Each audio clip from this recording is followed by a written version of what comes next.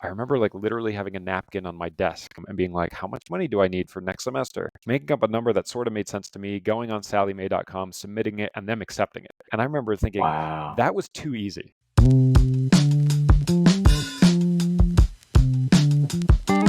Today I'm talking to Daniel. He's walking through his 10-year debt payoff story. If you guys are either paying off debt or you just want to establish better financial habits, this is the podcast, the show for you. So stick around. Hi, my name is Daniel. I'm from Boston, Massachusetts, and this is the No Secrets podcast. Just hopping right into it, man. How much debt did you pay off? Great question. So it was just under $450,000, which is even weird to say out loud. It seems like a big number. It doesn't seem like it. It is. It's a big number. How long did that take? It was really two sections. In total, it took about 10 years, which actually, no, I'm sorry, not 10 Mm-hmm. years. A little over 8 years. We call it 100 months if you add it up, just kind of a round number. But it was really two separate phases. The first one was paying off our student loans and a car. That took us about 16 months, and that was about $89,000. And so that was really like the hustle part. We Wow. worked really hard on that. So, and then the second part Mm-hmm. was we saved up some money, bought a house, and we actually paid that off 7 years after we bought it. So that was really the long haul. That's a different game. One's a sprint and one's a marathon, and they really did feel pretty different. So in total, at Jeez. 448, 10 years total, but the debt payoff time was about 8 years, 4 months, about 100 months. So yeah, some work. That meant, yeah, that is some work. Okay, I want to dive into both of those phases.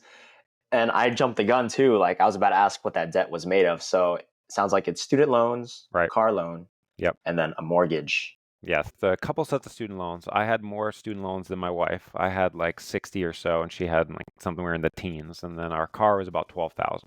She had bought that before we got married. So we had a little bit of cash when we got married, not too much, and so we just started hustling and working on that. Yeah, and the second part was the house. Man. And what was your range of income when you started off paying that debt? Yeah, great question. So we started when we started this, I basically made $15 an hour. So I made like 32,000 a year. I worked in a research lab, and so my wife made like 60-ish as a grad student, and so we totally brought home about 90. But I worked in a research lab, and she was a grad student. So we really, we were at the very, very beginning of our career. We had just got out of school. And so what was the major that you graduated with? So my degree is behavioral neuroscience, and my wife has a degree in chemistry. So I was working at Children's Hospital Boston in a research lab, in a neuro lab, and then she was actually in a PhD program for chemistry as well. So she was. That's where we started. You don't make much at the beginning. Yeah.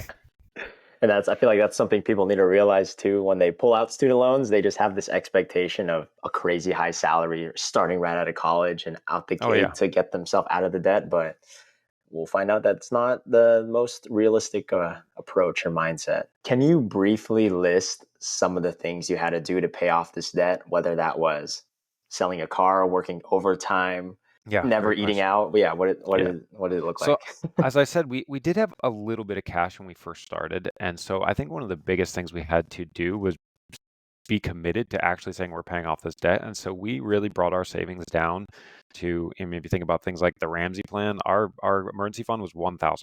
And so every month we would bring the cash down really low, proportionally. It wasn't crazy, but so we had to really just be committed to throw the current cash we had, maybe a few $1,000s at that, and really be committed that we were in.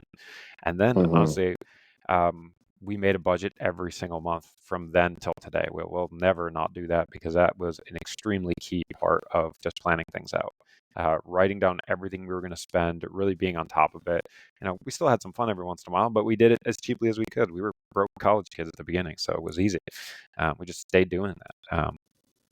And we didn't really have much to sell. We didn't really own anything, but we worked. I did things like TaskRabbit. I don't know if you ever heard of that, but Oh it's yeah, just like yep. I installed people's air conditioners. I drove things around. I didn't like do Uber or anything like that, but I just took like every side job I could for the first little bit. And that first part was 16 months. So Wow. that was just work as much as we could, eat as cheaply as we could. My wife's Italian, so we made a lot of pasta. Dinner cost like $1. We were joking about that the other day that we actually don't do that as much anymore, and so food costs us more than it used to. But you can actually eat really cheaply if you want to. You just have to really think about it. Yeah, just think about it, plan it out. Right. And so before we go into each of those tactics in paying off this debt or earning extra income, let's talk about how you got into this debt in the first place. Yeah, great question. Great So question. when you were first pulling out, like student loans and getting a car loan, what was your mindset with money? Yeah, great question. I would say for me, the biggest part was definitely the student loans. And so I always joke, I remember sitting in my dorm room. I remember two things. Remember sitting in that like big meeting you go to when you go to college where like this is how promissory notes work, and you're just acting like this is totally normal. Everybody's just signing these pieces of paper and handing it in. And so you're just signing up because student loans are normal, right? And that's just what everybody does. So that's what I did. That was like the first phase. But then I remember the second phase, like that felt very official, Hmm. right? And then the second phase was I remember like literally having a napkin on my desk, my computer, my desk, in my freshman dorm room, and being like, how much money do I need for next semester? And just making up a number that sort of made sense to me, going on sallymae.com, submitting it, and them accepting it. And I'd be like, and I remember thinking, Wow. that was too easy. Like I could have put any number in there and they probably would have approved it.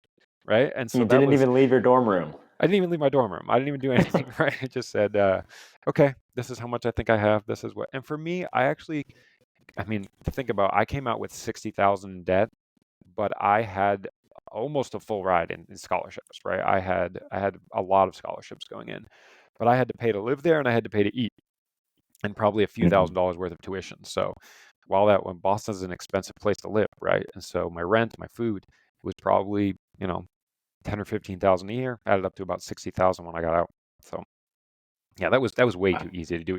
Nobody should allow me to sign that piece of paper. That was crazy. Yeah, looking back, do you feel like you overestimated what you thought your expenses were, or were you actually pretty aligned? Yeah, I think I was close. Right. I probably gave myself a little bit of buffer there. But Mm, yeah, thinking about that, you don't really think about the interest. You don't really think about the impact and how much time it's going to take to pay it back and the amount of work that is to actually get done at the end. It's something that happens very fast and it has a huge impact on the rest of your life. And so I definitely would have probably sought a little more counsel if I was doing it again. yeah. So from that mindset into then diligently budgeting, that I'm sure that wasn't just a one quick moment or a quick switch. Yep. And with you having a partner as well, you had to get on the same page about this. So at what phase of your life did you decide that you wanted to really attack this debt? Like, were you married already then, or was Yeah, that great, before you great got married? question. When we were engaged, preparing to get married, we started talking about money. And actually, it was my wife that ended up reading the Total Money Makeover book from Ramsey. And she Mm, started introducing me to the idea that, like, if we just kind of like hustled for a little bit, we could pay off all these student loans pretty quick and then not have to pay that anymore. And that was pretty impactful. We started working on that, and I think it was actually, we had somebody who counseled us and who said that you should check out Financial Peace, you check out Dave Ramsey and all that kind of stuff. And we hmm. said, yeah, I mean, let's once I kind of understood what it was and learned the mechanism, I said, let's do some math, figure out how long this would take, because I like to joke that I'm lazy. I like to do the hard things for as short a time as possible, right? So Hmm. I'll work hard for really, as hard as I can for a short period of time, but I don't want to keep doing this forever. I'd rather just go have fun, right? And so that was Yeah. that was really probably she started it. She brought it up. It was kind of her idea in a way. And then we just once we got aligned with it, we said okay. As soon as we got married, I mean, we went to Hawaii for our wedding, after our wedding, right? For our honeymoon. So Hmm. we spent some money on that, and we still had student loans, so it wasn't like we didn't spend any money. And then we really just hustled and said, okay, we're going to be poor again for a few more months, for a year or two, and really make progress on that because it just felt attainable, right? It felt like it was right there. We just had to Hmm. do it, and then we'd never have to do it again. So, yeah, that's what got us started. Wow. Especially, yeah, I understand what you mean. Of you rather do like a short sprint than Right, like a make this a long marathon because one, the deadline actually seems tangible, right? right. Like if I'm getting out of debt today, if I see 2024 and a 2024 or 2025, I'm like, okay, reasonable. But if I see 2029 or something, like Yep. I'd feel a little like this is a lot bigger of a mountain. So Yeah. If you have hope, it's a whole different ballgame, right? It's a whole different mhm. situation. So, yeah, we believe we could, and we said, all right, let's give it a shot. What's the worst that could happen? Wow. So it Yeah, was really that book, The Total Money Makeover, that your it was a wife start. read Yeah, it was a and start just for sure. showed her a little bit of the possibilities. Yep, for sure. Yeah, definitely that was a starting point. People in my phase of life, like we got big decisions, getting married, weddings as well. So it sounds like you decided to go ahead and do a wedding, do a honeymoon Hmm. as well. Yep. Did this debt pay off in the back of your head like, play any role in the way you spent money for your wedding or honeymoon? Or were you just like, all right, this is our final splurge before we put our heads down? A good question. Yeah, I know a lot of people actually go into debt for weddings and honeymoons. That was one thing we were committed not to doing. We definitely never even crossed our mind. But we Hmm. paid for about a third of our wedding, so we had some help from Nice. family members, and so we paid a good chunk for the wedding itself, and then we paid for the honeymoon. And so that was, something we were saying, okay, we're going to pay cash for this, stay current on our student loans and all that, and then as soon as we get married, we're just going to sprint into that. So yeah, we had a, I don't know if it was expensive. We had a relatively expensive wedding. It was in a nice place. It was nice, nice everything right in kind of downtown Boston. So we really enjoyed it, and then but we felt like we did it responsibly, right? We felt like we did it Hmm. with some support from family and us putting up a good chunk too. But it was Yeah, fun. use your resources. Oh, that's good. And okay, so once the wedding's over, you guys sat down together. What did that the start of the sprint? Hmm. What did it look like? What were the first action steps you took to pay off the debt? Yeah, definitely. So, budget was at the beginning, and it was my bad version of an Excel budget, right? Like, and just whatever Okay, I could figure out to Excel. put in Excel and or Mm-hmm. Google Sheets or one of them, right? And so we just put down, start, the simple budget. How much do you make? What are you going to spend? What do you need for savings and things like that? And then basically what we did is kind of the same budget I use today as we just said, okay, let's name all the stuff we have to do. And then every other dollar is going at the debt, right? And so Mm-hmm. we always just kind of paid the minimums in the middle. And at the end we would literally calculate this is $464.32, throw it at the debt. That'd be the last thing you do for the month, right?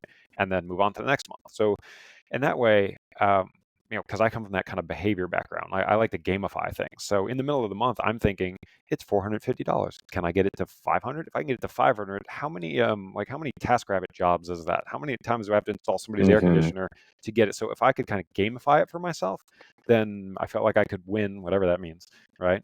Um, at this game, and I only had to take it 1 month at a time, right? And if you can set small milestones like that for yourself, there's no reason you can't hit those milestones because they can be as small as they need to be, and that keeps you going. So that was I actually enjoy it. I actually thought that was fun because I felt like I was Mm-hmm. accomplishing something. Yeah, it was good.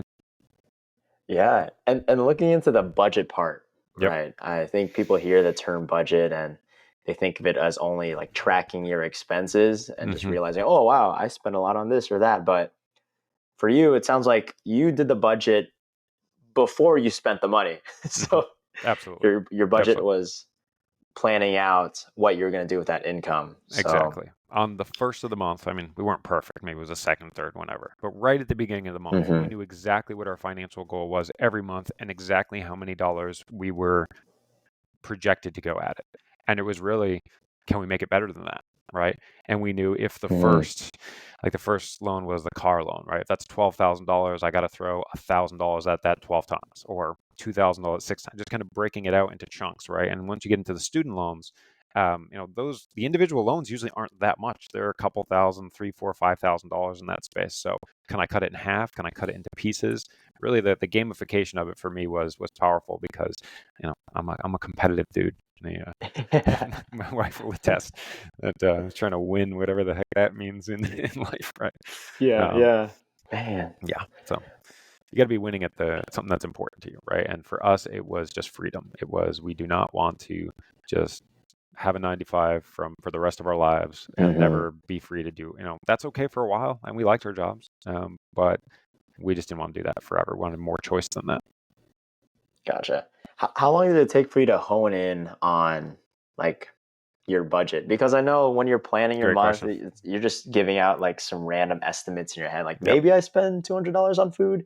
How long did it take till you were confident? Like, wow, okay, my numbers are actually pretty Yeah. close to what I actually spend. Like 15 years. No, I don't. Like when you're doing it, you think you're doing it pretty good, and then you look back and you go, "Wow, I was kind of a mess. Like that wasn't perfect. That wasn't great." It doesn't have to be perfect, right? I would say probably, just a few months to feel like you've learned how to ride the bike, right? Learn how to use the Okay. mechanics of the tool. And then, every month is a little different. So you can do well for a few months and then something will change. And you say, okay, we'll have to adjust to that. And so, I mean, definitely we learned that the principle of flexibility is super important, right? If you have a budget that's too rigid, it's just not going to work. It's too many things change in life too quickly, right? And so you Mm-hmm. have to be able to modify it as you go and have to be able to have that flexibility. So that like calculation at the end of our month, every month, was really important because we knew, and then if we needed to like rejigger that to something else, then we could do that. And it wasn't, we were ready to go. It might have been an inconvenience, but it wasn't a crisis. It wasn't a big problem. And yeah, we Yeah. moved from, say, like, I mean, I think we probably started with Google Sheets or something like that. And then we moved to, a little while later, I think we moved to Mint. We were using Mint for a while. Mint Nice. was okay. And then eventually we moved to the Every Dollar tool that Ramsey has. And we've been doing that for a while now, years now. So, yeah, that's For that's where sure. that's where we are today. That's what we do. That's my December budget is ready to go and it's in there today. Yeah, and like you said, life changes. Every month changes. That's why you do a new budget every month too. Yeah, So, absolutely. Each one. yeah, And we've been doing it for a while, so we can get complacent even today, right? I am terrible yeah. at some aspects of budgeting still, but I Hmm. know what I need to look at. I never know how much we need to give in gifts to anybody, right? I'll say That's so true, man. it's Yeah. 50 it's $50. My wife will say it's 500. It's not 50. You're totally wrong. And I'll say, oh, sorry, I missed it. I forgot my brother has a birthday this month or something like that, right? Hmm. And Oh yeah, man, yeah. This is my wife and I's first time like budgeting gifts for like the holidays right Christmas, now. yeah, yeah, And then at the end of this month, we also have a trip to the Philippines. So I'm like, I don't know how much we're gonna spend out there, man. Like, this is definitely gonna be an estimate, but yeah, the purpose though is to get you looking at it, and the right, fact that you're like right, intentional and you have some kind of plan. And for those of you watching, like you said, it's gonna take a few months. So if you're not even close the first 1 or 2 months, that's okay. Give yourself some grace. You're gonna you're gonna be good at some parts of it, like maybe your groceries, but you might suck at another part, like gifts yeah. each month. You got to remember why. So, Why is everything? Why is everything? If mm-hmm, if I told you you couldn't do it, right? And then if that's enough to convince you to give up, well then your why just wasn't strong enough. You just don't care enough because at that point there's probably nothing you could have done to stop me, right? I was just like, this is something I really want, and so I'm just gonna figure it out. And mm-hmm. that's been powerful for me. I think that's if you really care, yeah, you're gonna get it done. It doesn't matter what happens. Yeah. And if you're speaking about the why now, Hmm. of course, when paying off debt, there's going to be times where you gotta say no to things. You Hmm. gotta turn down certain invites. Hmm. What were people saying to you during this period of your life? At least at this first sprint, Yeah, when great you question. really went ham on this student loan. Yeah, no, definitely felt like that. I would say our biggest kind of the thing we had to deal with was just some social pressure, probably around the math of the situation, right? Like if your student loans are at this Mm, percentage, then why not calculate this against, that and say maybe you should do this and so the math of it, I think, people saying, are you really doing this? Like, is that normal? Should you do that? But we were just convinced that normal was broke and that we just didn't want to be normal. And so mhm, we knew that also that if we could focus on one thing at a time, we could actually accomplish it. So that was probably the biggest like resistance or like criticism or like, what are you guys doing that we mhm, got? We had some really good friends who understood and were really supportive. And we had some kind of extended network people who were like, why are you doing that? That doesn't make any sense to me. And well, that continues to be true, right? yeah, But we really, once we got going on that, we didn't feel as though we had any doubt that it was the right plan. And then as once you make traction, you're like, okay, one debt's paid, now the next debt's paid, now the next debt's paid. You're like, wow, this is really working. mhm. You never go back after that. If you can get into the first two or three debts paid off, then you're on fire. Then you get going. So that was definitely true for us. Oh, that's sick. Yeah, I love how that confidence came as you were like hitting these small mini Yeah, goals. Was there any other form of motivation you had at this time? Like, did you have some kind of community? Did you like watch any yeah. videos, podcasts? Yeah, we definitely, we were Ramseyites at the beginning. We would kind of, and then still follow Ramsey and things like that. So we would watch debt-free screams. We would watch other people in our scenario. We started leading Financial Peace University classes just to have some community. And you never Hmm. have to learn anything like when you have to teach it, right? and so you have to go True. show, and then True. you're like, oh, we're not doing that right, or we're not doing that right, or something like that. So those things were just that community was motivating. Our church community was very, very motivating and supportive. And so and we had a few people, I think it doesn't take much of a community to be supportive, right? If you have two or three Hmm. friends who kind of understand what you're doing and say like, good job, then that's really, really helpful. It doesn't matter how much outside criticism is true if you really have just a few people who understand what you're doing. And so yeah, Yeah, that was helpful to us. that's great. It sounds like your debt payoff journey has been pretty linear, but I know like life happens, Hmm. especially if it was over a 10-year span. So, Hmm. what were some life changes that occurred in that time that might have thrown your plans off Yeah, or great. have Yeah. caused you to adjust?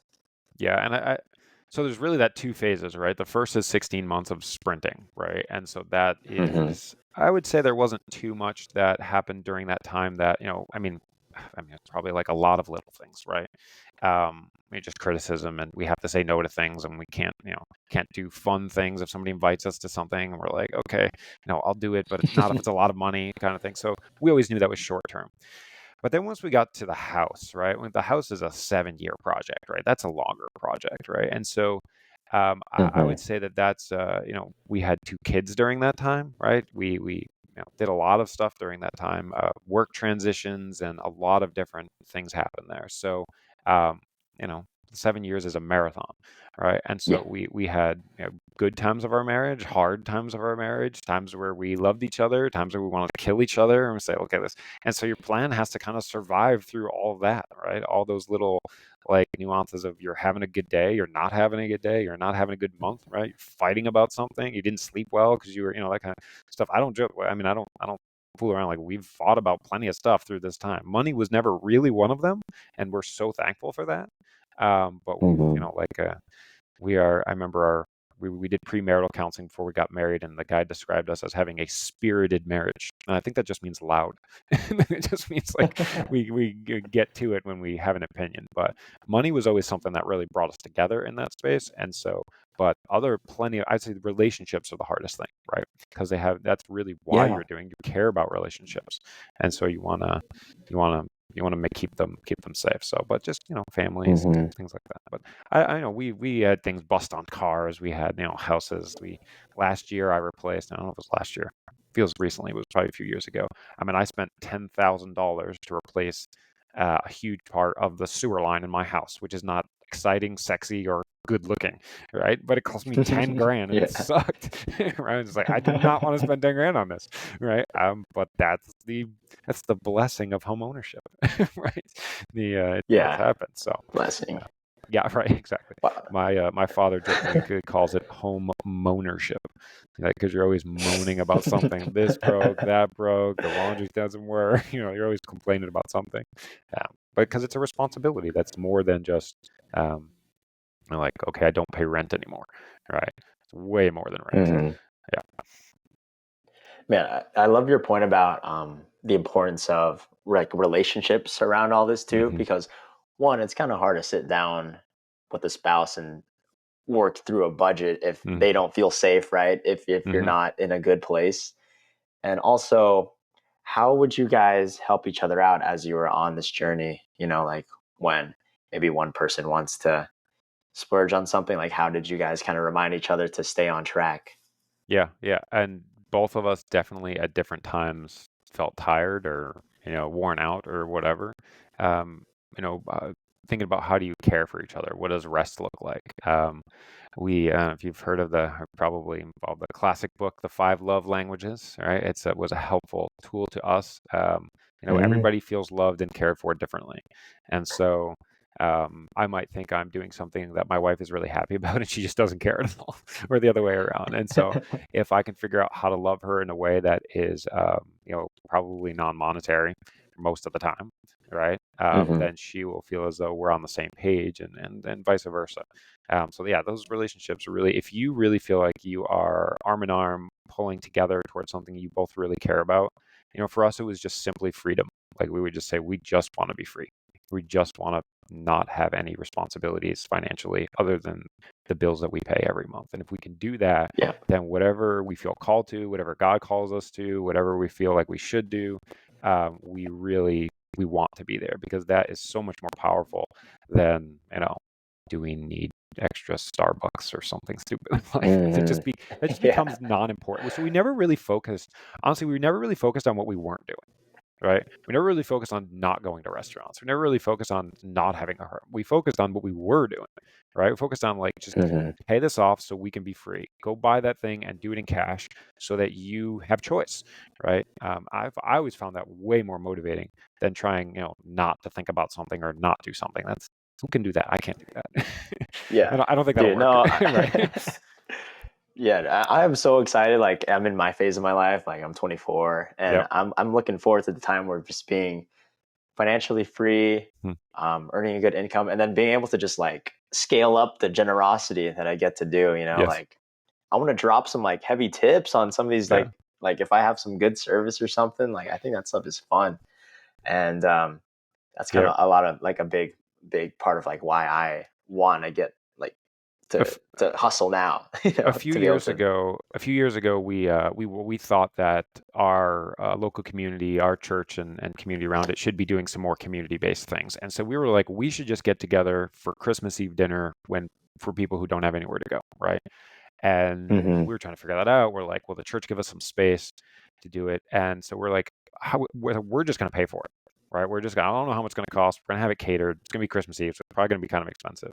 And so for the past, I think this will be like I don't know, third or fourth year that we will pay for whoever shows up to Christmas Eve dinner at the location, and we will just pay for everybody, Man. because we just want humans to be together on Christmas Eve in a way that Hmm. they have community. And like, we just don't, it's just in our budget. We don't care what it costs. We're just gonna say that's what we know about what it costs, right? Yeah, But that's so we're cool. just committed to doing that because we think it's important. And I think that's, when you find things like that you want to do with money, like, nothing else matters. You can just allocate it that way. Hmm. And yeah, it's fun. I have explored some, like, the 100% tipping every once in a while at the restaurant, things like that, and Yeah, that's fun. That's just a cool thing to do. man. Yeah. See, man, that's fun, man. Gosh. the All right. Gotta Well, get okay. creative. So, Good go. yeah, no, you can get creative in how you want to do this too. Right. So, okay, first of all, you paid Yep. off your house in 7 years. Yep. That is so not normal. That is very not Why? normal. Very not, man. So, Yeah. why? How did you decide on? Was 7 years like a goal you set, or were you just No. kind of throwing everything at it, and that's just No, how it we ended up being? started actually, like a standard, like, we actually took a 30-year mortgage, which is a little bit, if you're a true Ramseyite, you wouldn't do that. You'd take a 15. We at the first, like, five, right? Whatever. And so but we always paid it as it was a 15, right? We always paid. So if it was like 1,000, I don't know, it was like $1,500 at the beginning, we always paid like $1,000 extra dollars every month, right from the beginning. We just knew that's what we wanted to Mm, do. But then towards the end, we said, okay, if we could do 1,000 a month, can we do 1,500 a month? Can we do 2,000 a month? And then once we got to handling, as long as we made sure we had the cash we needed, and we did fun stuff. Like, we went on vacation, we went all over the place. My wife's family lives in Sicily, and so we visited them a few times. Um, but then at the end, it was more like when we started to get a light at the end of the tunnel. So it was always just a discipline. But the last, little bit, we were throwing multiple $1,000s at it per month. And it became that calculation again. It became, make sure we're mhm, safe with all the cash needs, make sure our investment is strong, make sure our retirement is good. We didn't neglect that at all. And then we would throw, a calculated amount of money at it at the end of every month. And for me, that satisfied that kind of gamification of it, right? And if you can get, I think we bought our house for somewhere around $380,000. So that was back in 2008. So it's been a little bit. But okay, can we get under 300,000? Right? Okay, can we get under 250,000? Can we get to mhm. 200,000? What does that take? That kind of gamification of it. I really like that. And we also uh, did fun stuff. We also funded vacations and Christmas and all that kind of stuff. So, yeah, it was a good time. Yeah, I Yeah, I think, like that. I haven't talked to anyone who mentioned just like gamifying these yeah, things as yeah, you're going along. yeah. For me, definitely that was very, very helpful. I don't know if that helped my wife as much. I don't know if she even cared about that. But for me, it was like how you get to, you're playing a video game. How do you get to level 2? How do you get to level 3? What's the next thing, right? Yeah. And we are actually I think we are elder millennials. So we are like the oldest millennials. And so I hear so much about how millennials are stuck and they can't do it and like life's hard and all that stuff. Mm-hmm. And while I agree, like there are a lot of factors in the world that matter, um, we knew a lot of our peers who were in a very similar situation to us who were not doing what we were doing, right? And that would come up every Mm-hmm. once in a while, like, how do you do this or how do you do that? And the thing that eventually kind of got me into that next level, even like in the coaching space, was I just want to be like a beacon of hope. I just wanted to be the guy in the room saying, I believe you can do it. That's it. I just that's end of sentence, Yep. right? I'll teach you how if you want me to, but I just believe you can do it. There's nothing that's saying that this is not possible for you. And so let me challenge Mm-hmm. you with that. If that's challenging to you, tell me I'm wrong. Yell at me. Tell me right, whatever. And then I'll say, nope, I still believe it. Right. Let's get into the details and see why you can't do it. So yeah, for me it was once you do something, it can be done. Mm-hmm. Right. And then so you're like, Yeah. I guarantee you I could do it in your situation. It might piss people off sometimes. So some people that works well, some people don't work so well. Yeah, you get the idea. For sure. So you're now a full-time financial coach. Hmm. And for someone who's like now resumed and paying off student loans and they're feeling discouraged, Hmm. what's something that you would tell them? Yeah, yeah. I would say, y- money is going to be with you forever, right? You're in this money game. You don't have a choice, right? And so you have a choice to either handle it or not handle it. And every day you don't handle it, you just wait till later. That's all, right? And Mm-hmm. so if you're going to do this, just start small. Just start at the beginning, right? And so today, all you have to handle is the month that you are in right now, right? So if you can handle this month right now, which I'm pretty confident you can, then we can talk about next year. But don't worry about next year yet. Focus on this month. Prove to yourself that you can do this month. And if we can get from this month to this year, and if you can prove yourself that you can do it for a year, then you can prove that you can handle your money for the rest of your life. So I really think those Mm-hmm. three time frames are important. So don't overcomplicate this thing, right? Just write down how much money you make, write down how much money you're going to spend, and try to make that number a positive, and then assign it to something you care about, right? It is not more complicated than that. There's way too many videos out there making this way too complicated. Focus is tremendously important. So you only have to do December right now. Don't worry about the rest of your life today. Just do one thing Mm-hmm. at a time. And and because I know you can I do love that, and that. you know you can do it, right?